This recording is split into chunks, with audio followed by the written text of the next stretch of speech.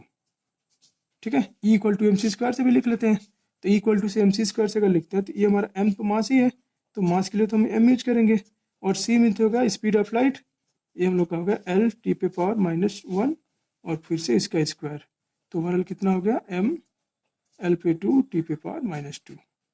तो इसके डायमेंशन से होगा। अब मान लीजिए प्लेन्स कांस्टेंट एच का पूछ देता, ठीक है, तो अब एच, ये जो प्लैंक्स कांस्टेंट है, तो अब एनर्जी से हम लोग पढ़ते हैं कि जो फोटोन की एनर्जी होता है वो एच न्यू होता, न्यू मीन्स होगा फ्रीक्वेंसी, तो अब यहाँ से अगर एच निकालें तो एच की इक्वल टू क्या कर सकते हैं, ई बाई न्यू, और यू बाई न्यू मतलब ये हमारा क्या हो जाएगा, ई का तो डायमेंशन अभी मैंने पढ़ा कि एम एल पे 2 टी पे पावर -2, और ये जो फ्रीक्वेंसी है इसका जो हमारा होता है ये सेकंड इनवर्स होता है, सेकंड इनवर्स मतलब टी पे पावर -1। ठीक है, इसको ऊपर लेके चलते हैं, तो हम लोग का हो जाता है एम एल पे 2 टी पे पावर -1। ठीक है, ये हम लोग का हो गया डायमेंशन। अब ऐसे ही और भी हमारे क्वांटिटी हैं कि जिनसे मान लीजिए कि अगर डायमेंशन अगर फाइंड आउट करना होता है, तो जैसे मान लीजिए कि कुछ और ले लेते हैं, जैसे अब मान लीजिए कि अगर हम लोग का दे देता कि जैसे इस कोफिशिएंट ऑफ विस्कोसिटी दे देता, मतलब कि अगर मान लेते हैं कि अगर हमारे पास जो क्वांटिटी है कि जैसे अभी हम लोगों ने उसके टर्म में पढ़ा था ग्रेविटेशनल कांस्टेंट या प्लैंक्स कांस्टेंट, वैसे ही एक और टर्म्स आ जाता है कि जो हमारा अगर कोई लिक्विड हो, कोई द्रव हो, तो द्रव का जो श्यानता गुणांक होता है, मतलब कोफिशिएंट ऑफ जो विस्कोसिटी होता है, तो उसको कैसे हम लोग फाइंड आउट करेंगे।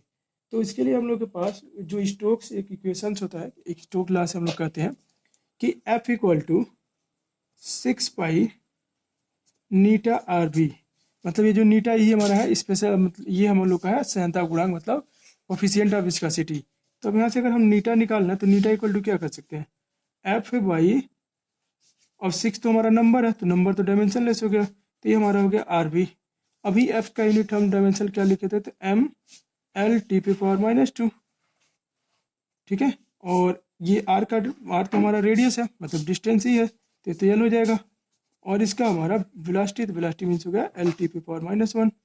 अब इसको पूरे को ऊपर लेके चलिए, ये देखिए एल तो एल यहाँ पे कैंसिल आउट हो रहा है, और एक एल जाएगा ऊपर तो माइनस हो जाएगा, और ये हमारा हो जाएगा कि एम एल पे पावर -1 एंड टी पे पावर -1, क्योंकि यहाँ -1 ऊपर जाएगा प्लस के साथ और यहाँ पे अरेंज हो जाएगा, तो ये हमारा हो गया कोफिशिएंट ऑफ विस्कोसिटी का डायमेंशन, नीटा का डायमेंशन हो गया।